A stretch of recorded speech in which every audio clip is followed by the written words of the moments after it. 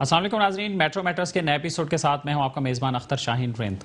ناظرین، ہم اپنے شو کے شروع میں ہی بات کریں گے ایک ایسے طریقہ علاج کی جو یہ سمجھا جاتا ہے کہ نیگلیکٹڈ ہے اور اس کو اتنی اہمیت نہیں ملتی جتنی کہ ملنی چاہیے، اور اس سے کیا واقعی مریضوں کو فائدہ ہو رہا ہے، ہم اس پہ بات کریں گے۔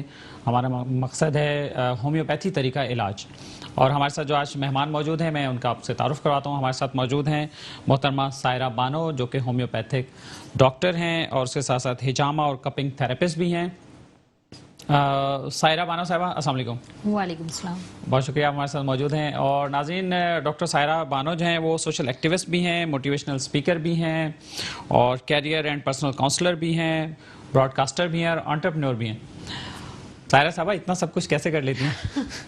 الحمدللہ، اللہ تعالیٰ نے بس وہ کہتے ہیں نا، اتنا ہی کام اللہ لیتا ہے جتنا اس کو بندے میں کیپیسٹی ہوتی ہے، تو بس وہ سب کام خود بخود ہو ہی جاتے ہیں۔ صحیح، رائٹ۔ تو یہ بتائیے کہ ہومیوپیتھی جو طریقہ علاج ہے، کیا آپ مطمئن ہیں کہ آج پاکستان میں جس لیول پر وہ ہے، کیا اس کا یہی مقام ہے؟ نہیں، بالکل بھی نہیں، بلکہ جتنا یہ کامیاب علاج ہے اتنی اس کو جگہ نہیں ملی، کہا یہ جائے، اگر صحیح ورڈز اس کا یہ ہوگا۔ کچھ ایسے عوامل ہیں ہمارے یہاں، اور آپ کو پتا ہے کہ کچھ پالیسیز کے تحت اس کو بڑا پیچھے رکھا گیا ہے، لیکن در حقیقت مطلب کوئی سازش ہوئی ہے اس کے خلاف؟ نہیں، بالکل ہے نا۔ دیکھیں، بہت سارے جب اسکول آف تھاٹس چل رہے ہوتے ہیں تو جو ڈومینیٹنگ ہوتے ہیں وہ ہمیشہ ڈومینیٹ کرتے ہیں۔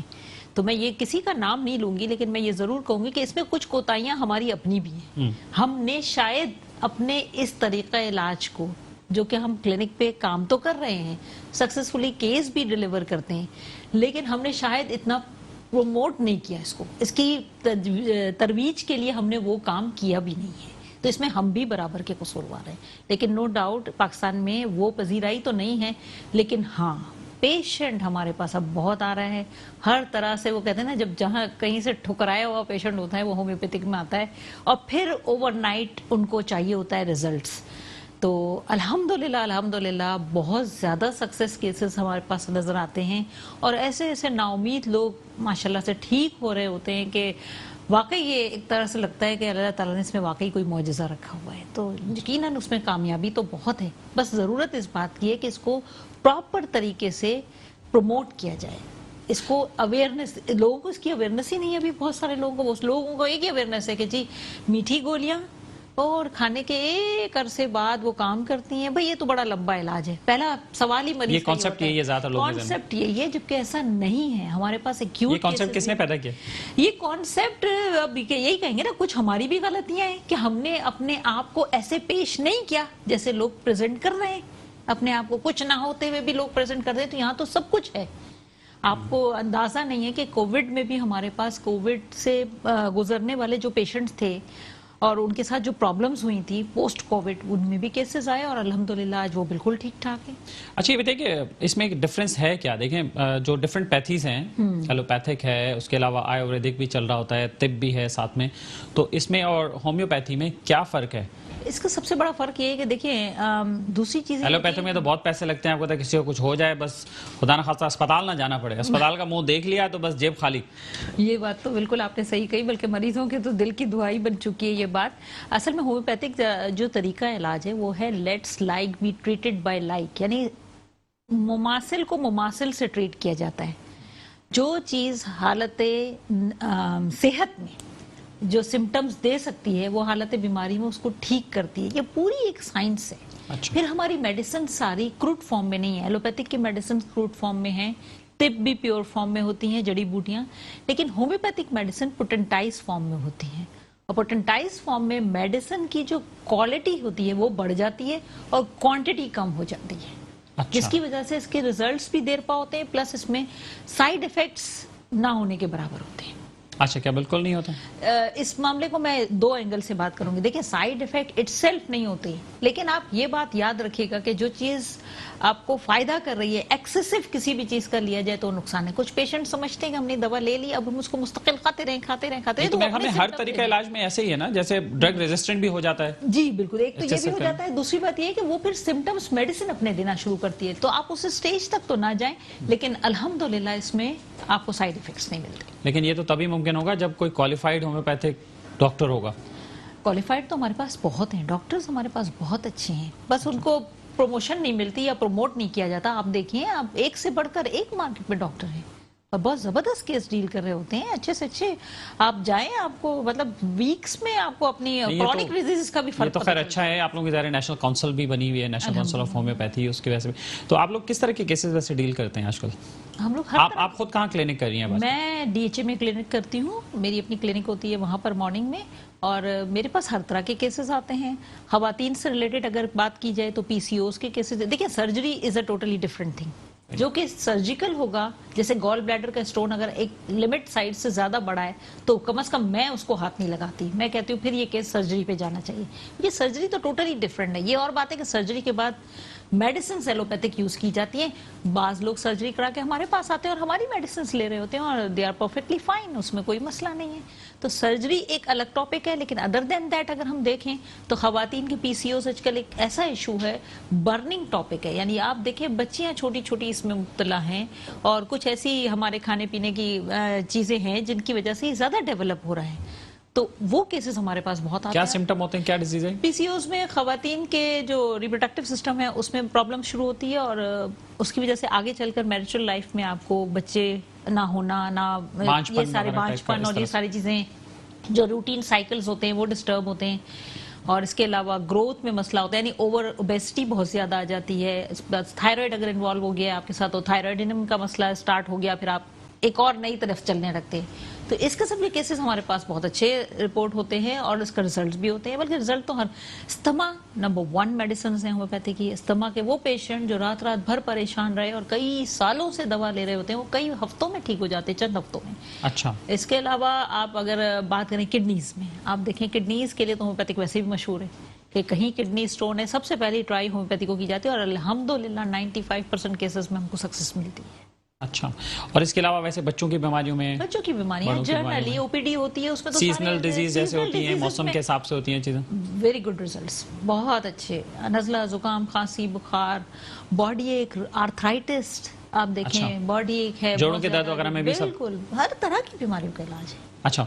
और ये बताइए कि जो क्रॉनिक डिजीज जिसे कहते हैं, पुरानी बीमारी हो जाती है, चीज़ें हो जाती हैं, उसका क्या होता है? और वायरसेस में खास तौर पे जैसे हेपेटाइटिस है या और इस तरह की डिजीज हो जाती है, लिवर की डिजीज हो जाती है, बिल्कुल बहुत अच्छे रिजल्ट्स मिले। लेकिन उसके लिए बहुत जरूरी है कि नॉलेज बहुत समझदार हो, एक्सपीरियंस हो और उसको केस टेकिंग करना आता हो।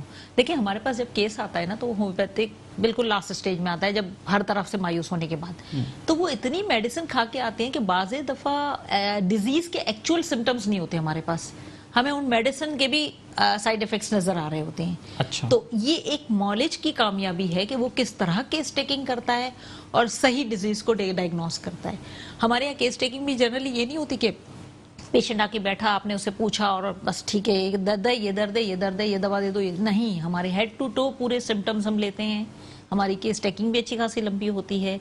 हमारे इनके इसके अलावा इनकी जो मोडालिटीज होती है ना कि किस वक्त इनको डिजीज में या सिम्टम्स में एग्रवेशन होता है, बढ़ जाना, कम होना, फिर साइकोलॉजिकल इफेक्ट्स क्या हैं, घर वालों के साथ बिहेवियर कैसा है। पेशेंट चल के आ रहा होता है तो आधी तो अपनी तकलीफ खुद बता रहा होता है कि उसका पेरेंट्स कैसा है। अच्छा। ये सारी चीजें भी आपको देखने आनी चाहिए।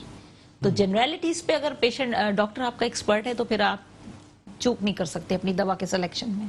तो ये नॉर्मल अगर कोई कंप्लेंट्स होती हैं, जैसे सीजनल इशू हो जाए या बुखार, नज़ला, जुकाम, ये वो इस तरह की चीज़ें, ये कितने दिन में ठीक हो जाते हैं होम्योपैथी में भी?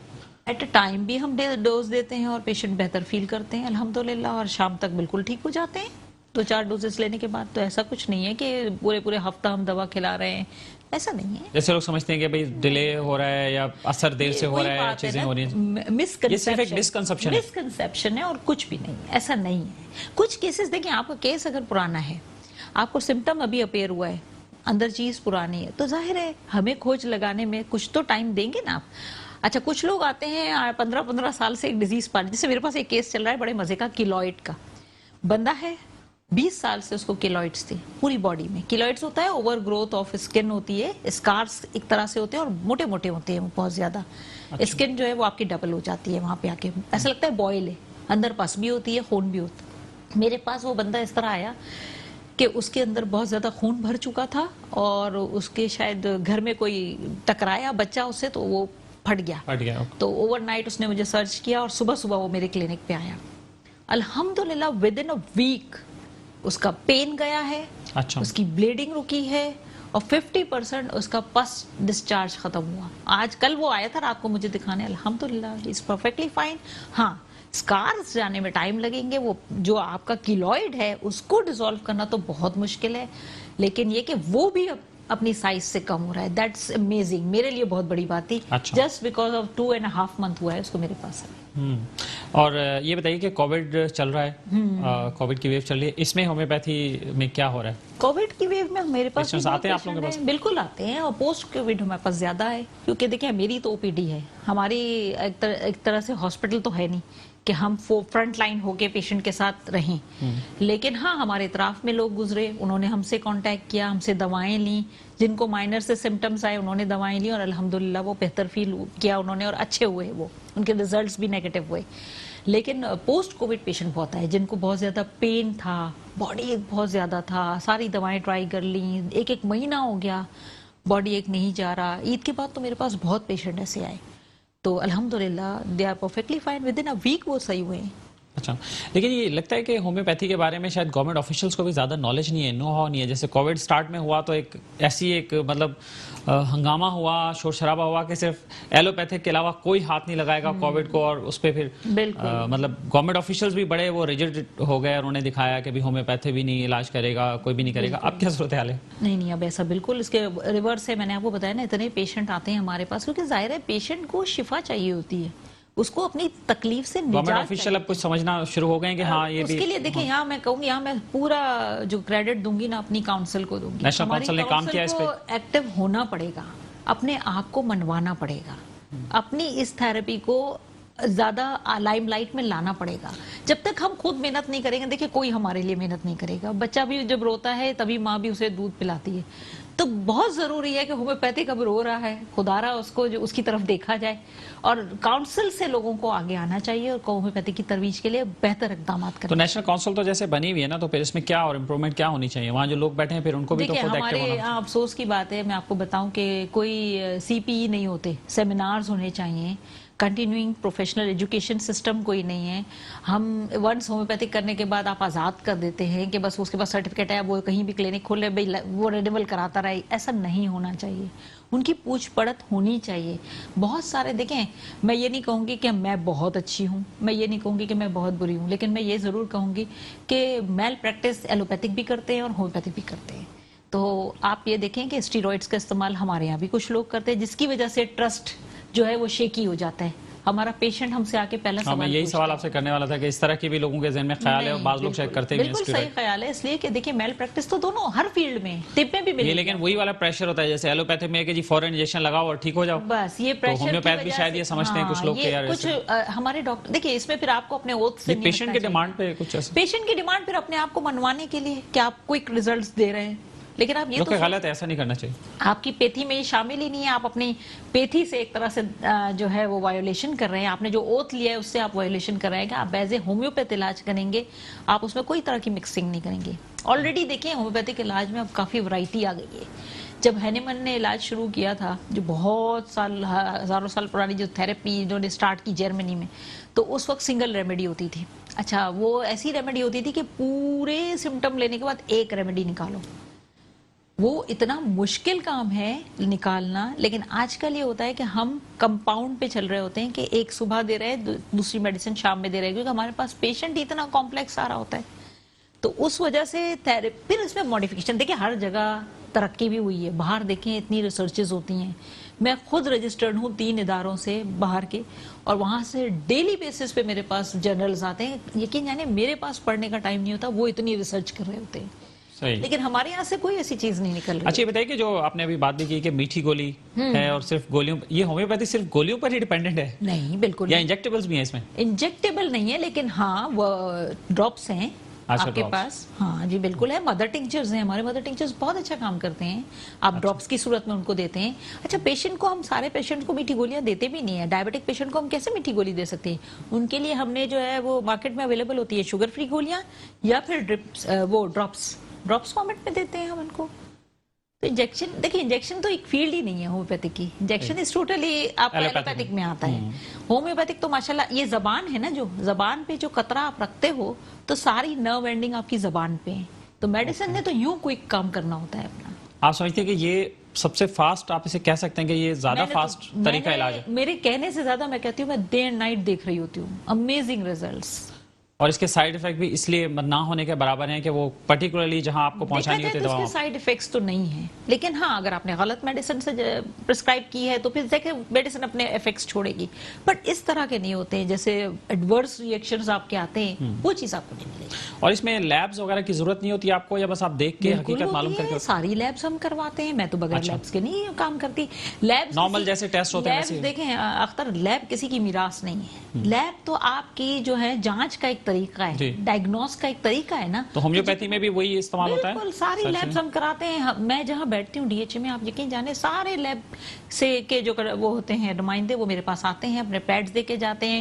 ہمیں ڈسکاؤنٹس بھی آفر کرتے ہیں کہ آپ اپنے پیشنٹ کو بھیجیں، ہم یہ آپ کو سہولیات دیں گے. صحیح. بس آخری سوال آپ سے یہ کہ نفسیاتی مسائل بھی معاشرے میں کافی ہیں، پریشرز ہے، دیکھیں اکنامک سچویشن کی وجہ سے بھی، اور لوگوں کے مسائل بھی بہت ہیں، تو اس میں ہومیوپیتھی کا کردار کتنا ہے؟ زبردست. افیکٹو ہے یا نہیں؟ زبردست. میرے پاس ایسے لوگ آتے ہیں، بلکہ پچھلے ہفتے ایک کیس آیا میرے پاس، وہ باہر سے پیشنٹ آیا ہے، بہت وہاں سے سب کچھ کھو کھا کے، اور یہاں آنے کے بعد بہت زیادہ ڈیمورلائز تھا. اس کا کام میں دل نہیں لگ رہا تھا. اس کی والدہ مجھے میرے پاس لے کے آئی تھی. ایک ہفتے کے بعد ہی اس نے مجھے بتایا کہ اس کے موڈ سوئنگز کافی امپروو ہوئے ہیں. اچھا. اس کا کام کی طرف دل لگ رہا ہے اور وہ بیک ٹو دا نارمل ہو رہا ہے. جسٹ ویک کی بات کر رہی ہوں میں. چلیں، زبردست. بہت شکریہ آپ کا. آپ کا بھی بہت شکریہ. ڈاکٹر سائرہ بانو، آپ ہمارے ساتھ موجود ہیں، آپ نے وقت دیا. بہت شکریہ. Thank you. ویلکم بیک ناظرین. آپ بات کرتے ہیں ریئل اسٹیٹ سیکٹر کی، ہاؤسنگ سیکٹر کی بات کرتے ہیں. آج کل یہ بات ہو رہی ہے کہ پورے ملک میں ویسے تو، لیکن خاص طور پہ کراچی میں جو رہائشی سہولیات ہیں لوگوں کے پاس وہ نہیں ہیں، اور گھروں کی کتنی ضرورت ہے. لوگوں کے پاس چھت نہیں ہے، اپنا گھر نہیں ہے، اپنا مکان نہیں ہے. وہ سب کیسے ہوگا اور کیا صورتحال ہوگی، ہم اس پہ بات کریں گے. ہمارے ساتھ آج مہمان موجود ہیں محترم آصف سمسم صاحب. آصف سمسم صاحب کنوینر ہیں central standing committee on real estate, federation of Pakistan chamber of commerce and industry FPCCI میں، اور اس کے ساتھ ساتھ ایڈوائزر ہیں کراچی چیمبر آف کامرس کے آن ریئل اسٹیٹ، اور اس کے علاوہ آباد کے فارمر چیئرمین ہیں صدرن ریجن کے. السلام علیکم آصف سمسم صاحب. بہت شکریہ آپ نے ٹائم دیا. اور ناظرین، آصف سمسم صاحب چیئرمین ہیں سمسم گروپ کے بھی. سمسم صاحب یہ بتائیے کہ یہ غالباً پہلی دفعہ دیکھنے میں آ رہا ہے کہ آپ آباد میں بھی رہے ہیں اور اب فیڈریشن کے پلیٹ فارم پہ بھی آپ ماشاءاللہ کمیٹی سنبھال رہے ہیں، چیمبر میں بھی آپ ایڈوائزر ہیں ریئل اسٹیٹ کے. بسم اللہ الرحمن الرحیم. یہ میں سمجھتا ہوں ایک خوش نصیبی ہے میری بھی اور ہمارے سیکٹر کی بھی کہ آباد میں رہا نہیں ہوں، آباد میں ہم ہیں، آباد ہماری ہے الحمدللہ. اور چونکہ بنیاد ہماری آباد سے ہی ہے، فیلڈ ہماری ریئل اسٹیٹ اور ہاؤسنگ اور کنسٹرکشن ہے، اس لیے. اور مگر یہ بہت اچھا ہے، میں سمجھتا ہوں کہ یہ ایک پلیٹ فارم، ایک آواز اور ایک ہی سٹینڈ، یعنی FPCCI اگر اس سیکٹر پہ بات کر رہی ہے تو وہ سمجھے آباد کر رہی ہے، اور اگر آباد کر رہی ہے تو کراچی چیمبر کر رہی ہے. میں نہیں سمجھتا ہوں کہ اس سے پہلے بلکہ میں نے دیکھا نہیں ہے کہ ایسا کوئی کمبینیشن ہو. تو یہ اللہ کا شکر ہے.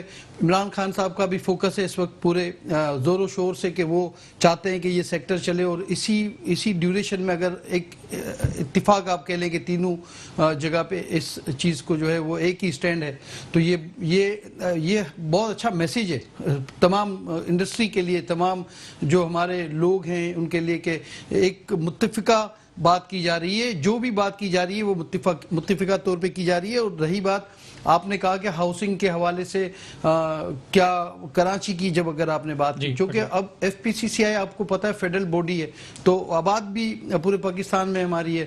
تو جب ہم بات کرتے ہیں FPCCI کہ پلیٹ فارم سے اگر ہم یہ بات کرتے ہیں as an convener real estate sector, تو میں سمجھتا ہوں کہ جو آپ نے اب ہاؤسنگ کی بات کی کہ کراچی کی خاص آپ نے بات کی، تو کراچی میں جو ویژن عمران خان صاحب کا جو ویژن ہے، میں سمجھتا ہوں کہ یہ بہت کم، یہ بھی ایک آپ کہہ لیں کہ پاکستان میں پرائم منسٹر کوئی ایسا نہیں گزرا جو اس سیکٹر کو اتنی توجہ سے اور اتنی ولنگ ہے اس کو چلانے کے لیے. ان کی نیت بھی بہت اچھی کی ہے اور محنت بھی کر رہے ہیں, اور الیکشن سے پہلے ہی انہوں نے کہا تھا کہ وہ اس سیکٹر کو لے کے چلیں گے, اور انہوں نے الیکشن کے بعد یہ کر کے دکھایا جو ہم نے دیکھا نہیں ہے. نارملی الیکشن سے پہلے کے جو دعوے نعرے ہوتے ہیں وہ الیکشن کے بعد نظر نہیں آتے, لیکن انہوں نے ثابت کیا, جو میں سمجھتا ہوں کہ یہ بڑی اچھی بات ہے ایک پرائم منسٹر کے اس لیول پہ جا کے یہ کام کرنا.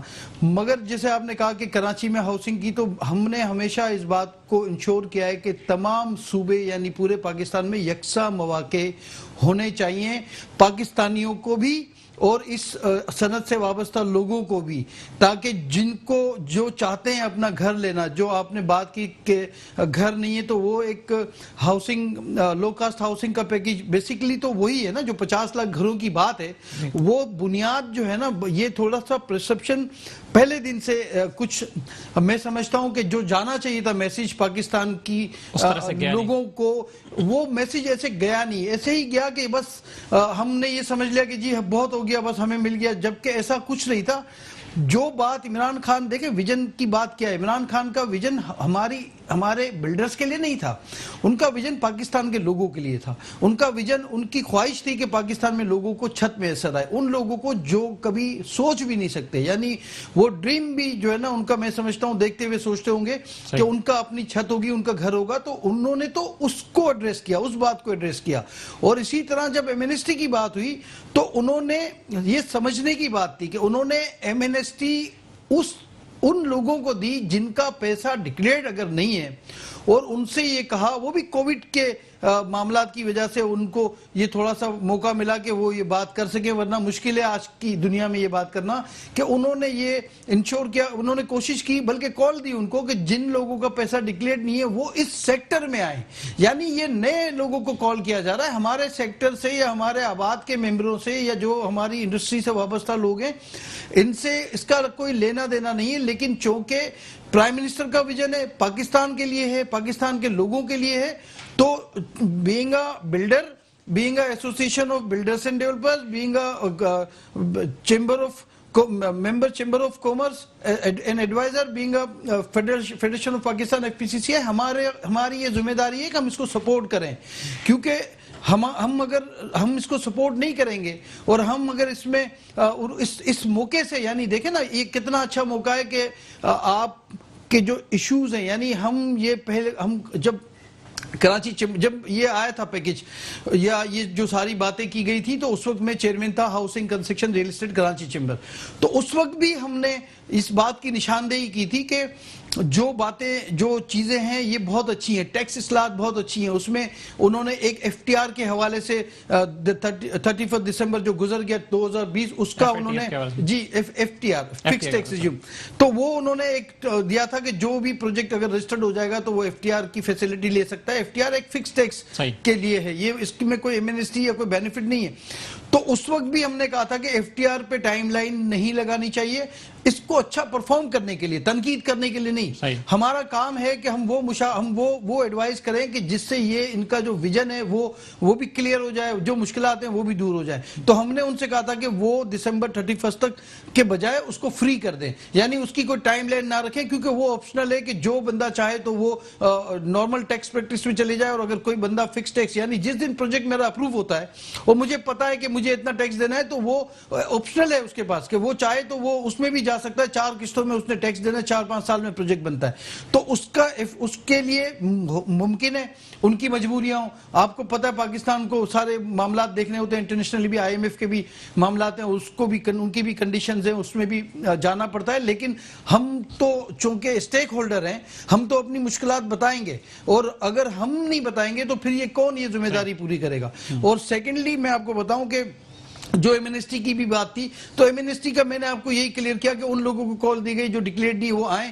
تو ان کا مقصد بھی یہ تھا کہ کووڈ کے بعد جو صورتحال تھی واضح نہیں تھی, لیکن میں اللہ کا شکر ادا کرتا ہوں, ہم سب اللہ کا شکر ادا کرتے ہیں کہ اللہ تعالیٰ نے ہمیں اس سے بچایا بھی, اور ہماری اکنومی بھی جو ہے وہ اسٹیبل رہی, کوئی ایشو نہیں تھا. تو اس بات کو مد نظر رکھتے ہوئے انہوں نے یہ پیکیج مطلب اس طرح کی ایک فیسلٹی دی تھی, تو یہ انہوں نے انڈسٹری کو چلانے کے لیے دی تھی. اور جب ہم بات کرتے ہیں, ہم جب F P C C I کے حوالے, جب اس پلیٹ فارم سے بات کرتے ہیں, تو دیکھیں ہمارے پاس تو صرف بلڈرز نہیں ہیں, اس اس انڈسٹری سے وابستہ ہر وہ فیکٹری یا ہر وہ پروڈکٹ، ان سب کو ہم نے ایڈریس کرنا ہے، ان سب کی مشکلات کے لیے بات کرنی ہے. اور میں یہ سمجھتا تھا کہ جب میں نے آپ کو ذکر کیا کہ اپریل میں بھی ہم نے نشاندہی کی تھی کہ یہ کچھ چیزیں ہیں، اور ہم نے اس وقت بھی کہا تھا کہ مشاورت میں تمام اسٹیک ہولڈرز کو اور تمام جی ان کو شامل ہونا چاہیے، جو ابھی تک نہیں ہے. لیکن اگر وہ شامل کریں گے تو ان کو یہ 8-9 مہینے جو ڈیلے ہوا، پالیسیز بہت اچھی کی. دیکھیں بینکنگ کے حوالے سے ایک غریب آدمی پہلے ایلیجیبل نہیں تھا کہ وہ لون ہاؤسنگ پہ لے سکے، بیکوز نہ اس کے پاس این ٹی این تھا، نہ اس کے پاس ایڈریس تھا. سمپل اس کے پاس ایڈریس نہیں تھا. جب ایڈریس نہیں ہے تو وہ کیسے فال کر سکتا ہے؟ تو انہوں نے یہ آسان کیا، انہوں نے، اور وہ کر دیا انہوں نے. ایسا نہیں ہے کہ وہ کر رہے ہیں، لیکن باقی پالیسیز جو ہیں اس میں ان کو لگے گا ٹائم، میں سمجھتا ہوں بھی. اور کچھ چیزیں ایسی ہیں، جیسے اب آپ نے کراچی کی بات کی، تو کراچی میں تو ہم نے اپریل میں بھی کہا تھا کہ آپ یہ نہیں کر سکتے یہاں پہ، اس لیے کہ جو 6 ماہ کی ٹائم لائن، جو 6 ماہ کا 31 دسمبر کا ایف ٹی آر، وہ سارے معاملات، ایون اس کو چھوڑ دیں، خربوں روپے لوگوں کی انویسٹمنٹ جو ہے وہ سٹک ہے. آج 2-3 سال ہو گئے ہیں. اچھا، تو یہاں تو اپروول ہی نہیں ہو رہی ہیں. جب اپروول ہی نہیں ہوں گی، جب آپ کی انوسیاں، جو آپ نے بات کی، آپ کا جو مین پوائنٹ تھا پی ایم صاحب کا، وہ یہ تھا کہ 45 دن میں وہ انشور کریں گے، 30 سے 45 دن میں. تو یہاں نہیں ہو رہا ایسا؟ نہیں ہو رہا، آج تک نہیں ہوا. کتنے کیسز پینڈنگ ہیں اب؟ 250-300 کیسز ابھی بھی ہوں گے اس وقت. اچھا، تو اس حوالے سے آپ کے پاس اب فورم فیڈریشن کا بھی آگے ہے، جی، تو سندھ گورنمنٹ سے، سی ایم سے، ان لوگوں سے بات؟ جی بالکل، میں یہ اللہ تعالیٰ نے ہمیں یہ موقع دیا ہے، اور میں ہمارے جو پریزیڈنٹ ہیں ناصر حیات مقبول صاحب، ان کا بھی بڑا ہم پہ کانفیڈنس ہے ان کا، کہ وہ سمجھتے ہیں کہ جب ہمیں ایک ذمہ داری دی ہے تو ہم اس کو بالکل یہ بات ہم کرنے جا رہے ہیں. چونکہ ہم سمجھتے ہیں کہ جو ویژن یا جو فیسیلیٹی یا وہ جو کرنا چاہتے ہیں اس سیکٹر کے لیے، میں بلڈر کی بات نہیں کر رہا ہوں، کیونکہ پورے ہاؤسنگ سیکٹر کی بات، جی میں اس انڈسٹری کی بات کر رہا ہوں. تو اس کے لیے، تو اس سے ہمیں پہلے دن ہی اس پہ ورکنگ کرنی چاہیے تھی کہ جو ہرڈلز ہیں وہ اگر ہم ان کو صحیح اس وقت اگر صورتحال ان کے سامنے ہوتی تو میں نہیں سمجھتا کہ اتنا ڈیلے ہوتے. اور ہم کو بجائے اس کے کہ سب اچھا ہے، سب اچھا اس وقت بھی نہیں تھا، سب اچھا آج بھی نہیں ہے، ہمیں بات کرنی چاہیے. ایز این انڈسٹری میں بات کر رہا ہوں، ہمیں جو ہرڈلز، ایشوز اور جو مشکلات، این او سیز اور جو ٹائم کا ایشو ہے، دیکھیں انویسٹمنٹ کیا ہے، آپ ڈیلے کریں گے تو انویسٹمنٹ جو ہے اس کا وہ کل ہو جائے گا، اس کا جو مقصد ہے. تو وہ جو ایشوز تھے اس کو ہمیں ایڈریس کرنا چاہیے تھا، میں یہ سمجھتا ہوں، اور اس ایشوز کو ہم حل کرا سکتے تھے. لیکن چلے، اب بھی دیر نہیں ہوئی.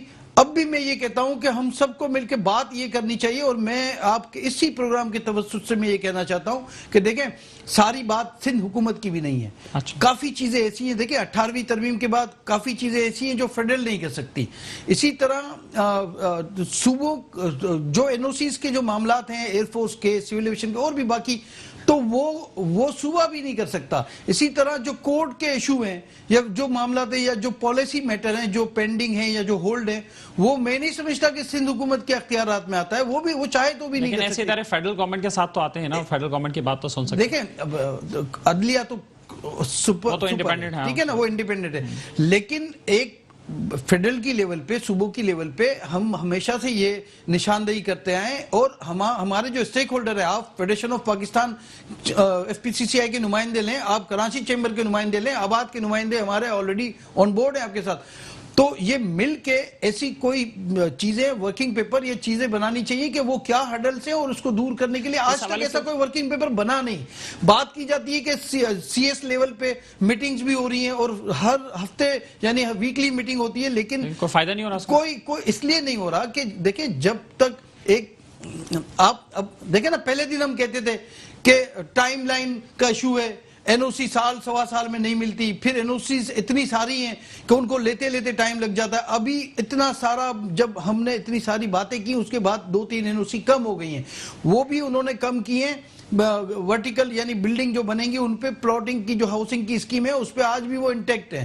تو یہ کافی چیزیں ایسی ہیں جو متضاد ہیں ایک دوسرے کے ساتھ. مطلب کیوں ہاؤسنگ پہ وہ این او سی لگتی ہے، کیوں بلڈنگ پہ وہ این او سی نہیں ہے. تو یہ کافی چیزیں ہیں. ان کا ورکنگ پیپر، ایون میں آپ کو بتاؤں، اسٹینڈنگ کمیٹی جو کے بی ٹی پی آر کے تحت جو بنتی ہے سندھ بلڈنگ کنٹرول کی، اس اسٹینڈنگ کمیٹی میں بھی میں نہیں سمجھتا کہ وہ باتیں یعنی میں خود کراچی چیمبر کی نمائندگی کرتا رہا ہوں اس میں، تو اس میں بھی جو باتیں ہوتی ہیں وہ فائنل ہوتی ہی نہیں ہے، ان کو وہ ریڈ فیتے کا شکار ہو جاتی ہے، سال لگ جاتا ہے اس کو ڈیسائیڈ ہونے میں۔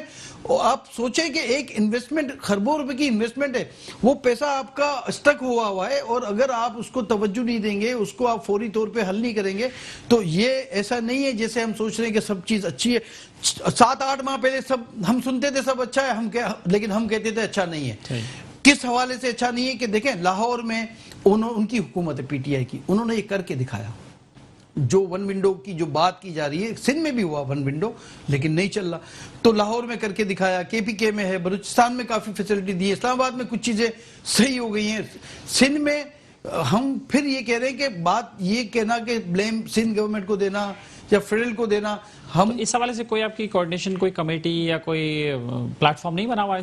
دیکھیں فیڈرل کے بھی نمائندے ہوں، ابھی تک تو میں نے جیسے کہا F P C C I کے حوالے سے میں آج آپ بات کر لوں کہ ایسی کوئی کمیٹی نہیں ہے جس کا وہ F P C C I real estate sector میں بھی پارٹ ہو۔ اچھا، ٹھیک ہے، بائی نوٹیفیکیشن۔ اچھا، ایسی کوئی کمیٹی نہیں ہے جس میں کراچی چیمبر، اگر بات کیونکہ سب سے بڑی تعمیرات کراچی میں تھی، ورٹیکل کی میں بات کر رہا ہوں، تو وہ چلتا ہوا سیکٹر رک گیا، اور 2-2.5 سال 3 سال لازمی لوگ مایوس ہو گئے ہیں۔ جو انویسٹرز تھے، جو ہمارے ساتھ انویسٹمنٹ کرتے تھے، وہ مایوس ہو گئے ہیں۔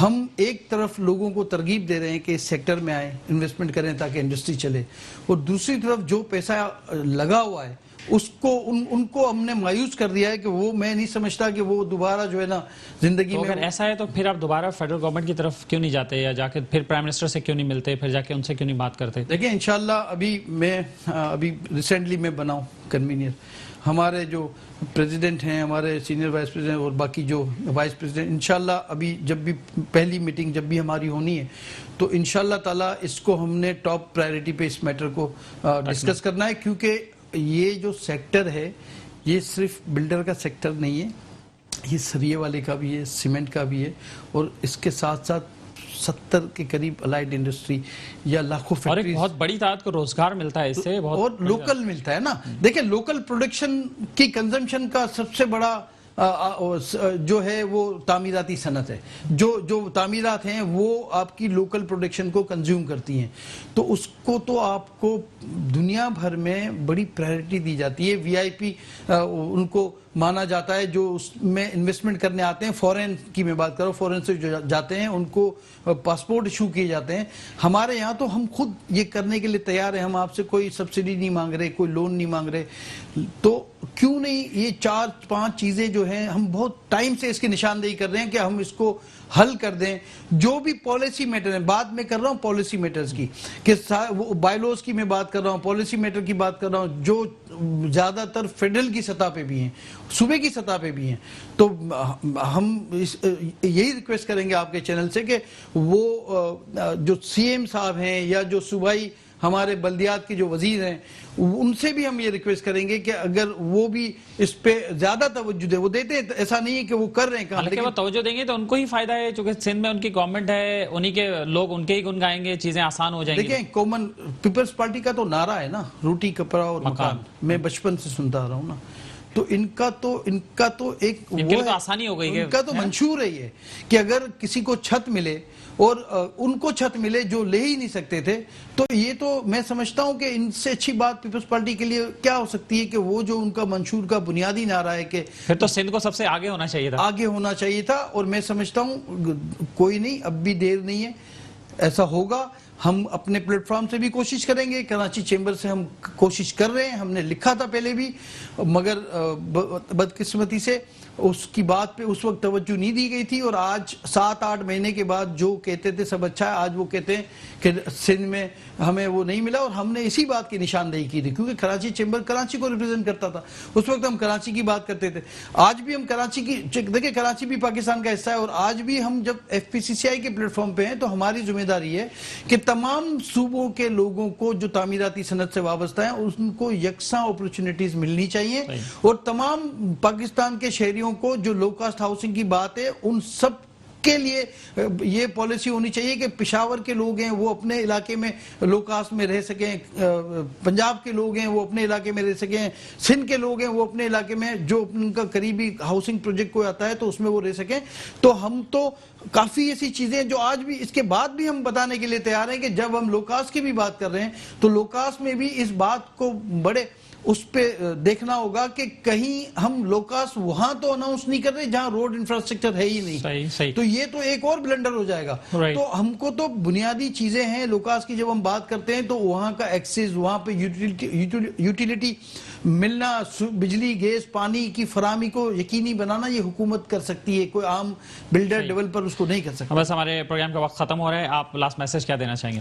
بس میں یہی کہوں گا کہ میں فیڈریشن آف پاکستان جو ہمارا جو ادارہ ہے جو ملک کا جو ہے مدر باڈی ہے ٹریڈ کی, تو ان کہ مطلب in as a convener standing committee کے ہم سمجھتے ہیں کہ یہ جو رکاوٹیں ہیں جہاں بھی خاص کر سندھ میں اور اسلام آباد میں بھی ہیں تو ہم ولنگلی مطلب ہم آپ کے ساتھ بیٹھنے کے لیے تیار ہیں, ہم آپ کو ان ایشوز کی نشاندہی کرنے کے لیے تیار ہیں.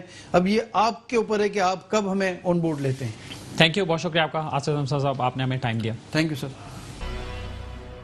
جی ناظرین, اب بات کرتے ہیں کچھ بزنس کے معاملات کی بھی بات کرتے ہیں, اور ہمارے ساتھ اس وقت مہمان موجود ہیں محترم جنید الرحمان صاحب, اور جنید الرحمان صاحب سے ہم تعارف بھی کرواتے ہیں اور ان سے بات بھی کرتے ہیں. السلام علیکم جنید صاحب. پہلے تو بہت شکریہ آپ کا, آپ تشریف لائے. شکریہ آپ کا مدعو کرنا. جنید صاحب یہ بتائیے کہ ماشاءاللہ آپ کن کن حوالوں سے آپ کام کر رہے ہیں, کیا کیا پورٹ فولیوز ہیں آپ کے پاس؟ جی بیسکلی ہم ٹیکسٹائل کی فیلڈ سے بلانگ کرتا ہوں میں. I have been in the field of textile in the last 25 years. اور اس کے علاوہ جو ہے امریکہ پاکستان بزنس ڈیولپمنٹ فورم میں I am serving as a president external affairs. T M A جو ہے پاکستان کا ایک بہت بڑا ادارہ ہے, ٹاول مینوفیکچرنگ ایسوسیشن, اس میں I am serving as a managing committee ممبر.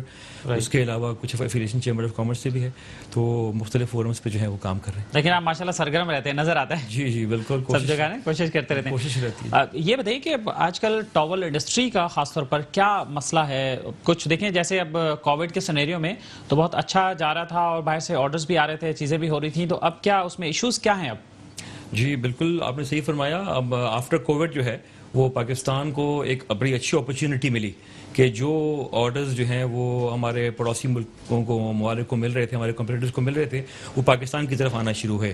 تو یہ ایک بڑی اچھی ڈیولپمنٹ تھی اور اس سے فائدہ بھی اٹھایا ہمارے ایکسپورٹرز نے اور ہمارے مینوفیکچررز نے. انفارچونیٹلی ہم کاٹن کی جو ہماری کراپ ہے, دیکھیں کسی بھی چیز کا کوئی ریزن ہوتا ہے, تو ہماری جو کاٹن کی کراپ ہے وہ پچھلے چند سالوں سے جو ہے وہ اس میں کرائسس ہے وہ فیل ہو رہی ہے. اس سال بھی انفارچونیٹلی وہ کافی بری طرح فیل ہوئی. تو میں سمجھتا ہوں کہ اگر کوئی بھی ایک بیسکلی روٹ کاز ہو اور وہ نظر آ رہا ہو ہمیں کہ جی یہ میں آگے جا کے پرابلم دے سکتا ہے, تو اس کو میں ایڈریس کرنا چاہیے. انفارچونیٹلی ہوا یہ کہ وہ in due course of time اس پہ ایڈریس نہیں ہو سکا اور ہمیں بہت ساری کاٹن امپورٹ کرنی پڑ گئی. اب جو اسپننگ انڈسٹری ہے ہماری یہاں پہ وہ ظاہر ہے کاٹن پہ ڈیپینڈنٹ ہے, یا تو وہ لوکل کاٹن پرچیز کرے گی یا وہ باہر سے امپورٹ کرے گی. تو وین آف کورس جب آپ امپورٹ کرتے ہیں تو آپ کو انٹرنیشنل کمپٹیشن پہ ریٹ پرائز پہ آپ کو کاٹن ملتی ہے اور وہ پھر آپ کو مہنگی پڑتی ہے. تو دیٹ کریٹڈ کرائسس کے جو خام مال ہے اس کے دام اور جو پھر یان ہے, کاٹن یان بیسکلی جو کہ ٹاول میں اور بیڈ شیٹس میں اور تمام پروڈکٹس میں استعمال ہوتا ہے, اس کی قیمتیں جو ہیں وہ بڑھنی شروع ہو گئیں. اچھا بیچ میں بھی ایک اپرچونیٹی آئی جس کے اندر ایک اسٹیک ہولڈرز نے کوشش کی اخبار اختیار کو ریلائز کرانے کی کہ یہ ایک بیلنس پالیسی جو ہے وہ اختیار کریں. انفارچونیٹلی کسی وجہ سے وہ ڈیلیز کا شکار ہے, مگر یہ کہ جو ہے آئی فیل رائٹ ناؤ کہ اگر ایک بیلنس پالیسی جو ہے ہم واپس کی طرف ہم جائیں تو یہ چیزوں میں بہتری آ سکتی ہے. تو کاٹن کی کراپ کیا بالکل 50% ڈاؤن ہو گئی ہے یا کتنے % ڈاؤن ہو گئی؟ اب کیا صورتحال ہے, پروڈکشن کیا تھی پہلے اور اب کیا رہی ہے؟ جی کچھ اگر فگر آپ شیئر کر سکیں. جی بالکل, دیکھیں کاٹن ہماری جو ہے وہ ایک کیش کراپ میں سے ہے, one of the 4 major crops of Pakistan. اس کے اندر آپ یہ سمجھ لیجیے کہ 2000 میں زیادہ بہت پرانی بات تو نہیں کروں گا, مگر 2015 میں ہماری جو کاٹن کراپ تھی وہ 14.5 ملین بیل تھی, یعنی 1,45,00,000 بیل اندازاً. اور اس کے بعد سے بتدریج وہ گرتے گرتے اس سال جو ہماری کراپ جو ہے جس کا اندیشہ ہے جب سیزن کلوز ہو رہا ہے ہمارا, تو صرف 60 لاکھ بیل, یعنی آپ آلموسٹ اب ہم 1/3 پہ جو آلموسٹ آپ کہہ لیجیے ہم پہنچ چکے ہیں. اور پچھلے سال وہ 8.5 ملین بیلز تھی اپروکسیمیٹلی, اور اس سال 60 لاکھ بیل. تو یہ ایک بہت آپ محسوس کریں گے بہت بڑا ایک گیپ ہے. اور یعنی اس وقت کہہ لیجیے کہ اس وقت سچویشن یہ ہے کہ اگر ہماری کنزمپشن ہے انڈسٹری کی تقریباً کوئی 1,40,00,000 بیل, تو ہم جتنی گرو کر رہے ہیں اس سے زیادہ امپورٹ کر رہے ہیں اپنی کنزمپشن پوری کرنے کے لیے. صحیح. تو پھر یہ آپ انٹرنیشنل مارکیٹ میں کیسے کمپیٹ کریں گے پھر اس طرح سے؟ جی بالکل, یہ ایک بہت بڑا سوالیہ نشان ہے. اور اسی وجہ سے جو ہماری ایسوسیشن بھی اور اس کے علاوہ بھی جو اسٹاک ہولڈرز ہیں انہوں نے کوشش کی ہے. کچھ عرصے قبل ہماری ایک میٹنگ بھی ہوئی تھی آنریبل منسٹر رضا داؤد صاحب سے. ہم نے ان تک بھی یہ بات پہنچائی ہے اور کوشش کی ہے کہ ہم اس پوائنٹ کو ریز کر سکیں کہ پالیسی جو ہے وہ اگر تھوڑی سی بیلنس کی جائے اور اس وقت کے جو حالات میں کرائسس ہو گیا ہے اس کے حساب سے ہم اس کو تھوڑا سا ایڈجسٹ کریں تو دیٹ کوڈ بی بینیفیشل. لیکن اس کے لیے تو آپ کو ہنگامی طور پہ کوئی بیل آؤٹ پیکج نہیں چاہیے ہوگا, چونکہ کراپ تو ایسی فصل ہے کہ وہ فوراً سے ایسا تو نہیں کہ آپ لگائیں گے اور فوراً نکل کے آ جائے گی. جی بالکل, بہت تو لگے گا اس میں. بالکل, آپ نے بہت عمدہ سوال کیا. ایکچولی دیکھیں, دو باتوں کی طرف میں آپ کا اشارہ کروں گا. ایک تو یہ کہ جو کاٹن کراپ ہے جو ٹورڈز فیلئر چلی گئی ہے, تو اس کو ریوائیو کرنے میں ٹائم لگ سکتا ہے, بیکاز اس میں بہت سارے ایلیمنٹس ہیں جن کو امپروو کرنے کی ضرورت ہے. ریسرچ اسٹیپس اگر ابھی فوراً لے لیے تو جا کے کراپ آئے گی, کاشت ہوگی, پھر آئے گی, تو تبھی پاسبل ہوگا. بالکل جی, مطلب سمجھے کہ 1 ایئر ہمارا 6 to 8 months جو ہے جو پروسیس جو ہے منیمم ہے. پلس اگر وہ بھی کراپ ریوائیو کر جاتی ہے, فار ایگزامپل ان کیس اگر کراپ ریوائیول ہماری نہیں ہوتی تو ہمیں اسٹریٹجک ڈیسیجن لینا پڑے گا. اس کو اس انداز میں فیصلے کرنے پڑیں گے کہ آنے والے چند سال جو ہیں وہ ہم جب تک اس کرائسس سے کاٹن کے نہیں نکلتے ہم ایسی پالیسیز بنائیں کہ ہماری جو انڈسٹری ہے بیسکلی جس میں اسپننگ بھی ہے, جس میں ہوم ٹیکسٹائل بھی ہے, جس کے اندر ظاہر ہے نیٹو انڈسٹری بھی ہے, گارمنٹ انڈسٹری بھی ہے, وہ سب ایک موازنے کے ساتھ چل سکیں. مطلب every industry needs some sort of آپ کہہ لیجیے اسسٹنس کہہ لیجیے, یا کہہ لیں کہ ان کو ایک پالیسی فریم ورک چاہیے, تو وہ اس طرح سے چلیں کہ ان کو ایک کی کاسٹ پہ دوسرا سفر نہ کر رہا ہو. یہ پالیسی ایسی بیلنس ہونی چاہیے کہ ایک اکراس دا بورڈ ایک فیئر پالیسی ہو. آپ کے خیال میں کیا ہونا چاہیے پالیسی میں, کیا چیزیں ہونی چاہیے, کوئی پن پوائنٹ کر کے آپ کچھ چیزیں اگر شیئر. جی بالکل, دیکھیں جب کاٹن کراپ فیل ہوئی تو جو کاٹن جو ہے وہ مین را مٹیریل ہے اسپننگ انڈسٹری کا, تو انہوں نے بر وقت جو ہے اسپننگ انڈسٹری کے جو لوگ ہیں انہوں نے بر وقت اس کو گیج کیا, اور گیج کر کے انہوں نے ریکویسٹ کی گورنمنٹ سے کہ اس پہ امپورٹ کاٹن کی امپورٹ سے ڈیوٹی ہٹا دی جائے. تو کاٹن کی امپورٹ سے گورنمنٹ نے اس کو کنسیڈر کیا اور ان کی ڈیوٹی ان کو الاؤ کر دیا, ڈیوٹی فری الاؤ کر دیا. جیسے ہی ان کو ڈیوٹی فری الاؤ کیا انہوں نے امپورٹ کی اپنی کوانٹٹیز جو ہے وہ انکریز کر دی اور امپورٹ پہ چلے گئے کاٹن امپورٹ کے اوپر. اس سے ان کی را مٹیریل پرائز کور ہو گئی اور وہ سیکیور ہو گئے را مٹیریل وائز جو ہے. اچھا, یہی سیم چیز جو ہے وہ جو ہے اس کی ریکویسٹ کی جا رہی تھی فرام ادر اسٹیک ہولڈرز, جیسے کہ جو جن کا تعلق اپ اسٹریم انڈسٹری سے ہے, اور وہ یہ ہے کہ ڈیوٹی فری امپورٹ آف یارن. تو جب کرائسس آیا اور ڈیفینیٹلی جب پرائس بڑھی اور ایک ڈفرینٹ چلے گئے سینیریو میں, تو انہوں نے بھی ریکویسٹ کی ڈیوٹی ہوم ٹیکسٹائل انڈسٹری نے کہ ہمیں بھی ڈیوٹی فری آف یارن امپورٹ کیا جائے, الاؤ کیا جائے. تو جو کہ اب نظر ثانی میں ہے اس وقت گورنمنٹ کے, اور ہم امید رکھتے ہیں کہ اس پہ کوئی بہتر فیصلہ ہوگا تاکہ بیلنس پالیسی ہو. کیونکہ را مٹیریل آپ کہاں کھڑے ہیں ٹاول کے جو. جی بالکل, ہماری انڈسٹری بھی اسی بحران کا شکار ہے اس وقت. کیونکہ دیکھیں کمپیٹ کرنے کے لیے جیسا آپ کا سوال تھا کہ ہم آؤٹ کمپیٹ ہو جائیں گے, تو کمپیٹ کرنے کے لیے جو ہے وہ یو ہیو ٹو ہیو آپ کا جو پرائس لیول ہے وہ ہونا چاہیے انٹرنیشنل لیول کے مطابق جو ہے. اب اگر فار ایگزامپل جیسے کہ یارن کی پرائسز بہت زیادہ شوٹ اپ کر گئی ہیں, 30 to 40% سے زیادہ بھی شوٹ اپ کر گئی ہیں کچھ کیسز میں جو ہے, تو it will be difficult to compete. تو ہماری بھی یہی اس میں استدا ہے کہ ایک بیلنس پالیسی ہو, جیسے کہ امپورٹ آف کاٹن الاؤ کیا گیا ڈیوٹی فری, تو ایک لیول پلینگ فیلڈ کے تحت امپورٹ آف یارن بھی جو ہے الاؤ کیا جائے. بہت شکریہ آپ کا جنید الرحمان صاحب. معذرت چاہتا ہوں وقت کی قلت ہے, انشاءاللہ پھر آپ کو دوبارہ انوائٹ کریں گے اور اس پر ایک سیر حاصل گفتگو جو ہے دوبارہ سے بھی کریں گے. اور بہت شکریہ آپ ہمارے ساتھ شریک ہوئے. جی ناظرین, آپ نے گفتگو سنی جنید الرحمان صاحب کی. اور ناظرین, اگر آپ بھی ہمارے کسی شو میں شریک ہونا چاہیں یا کسی ٹاپک نشاندہی کرنا چاہیں تو ہمارا نمبر ہے 0300-364-2759. اپنے میزبان اختر شاہین رند کو آج کے شو سے اجازت دیجیے. اپنا خیال رکھیے گا. اللہ حافظ.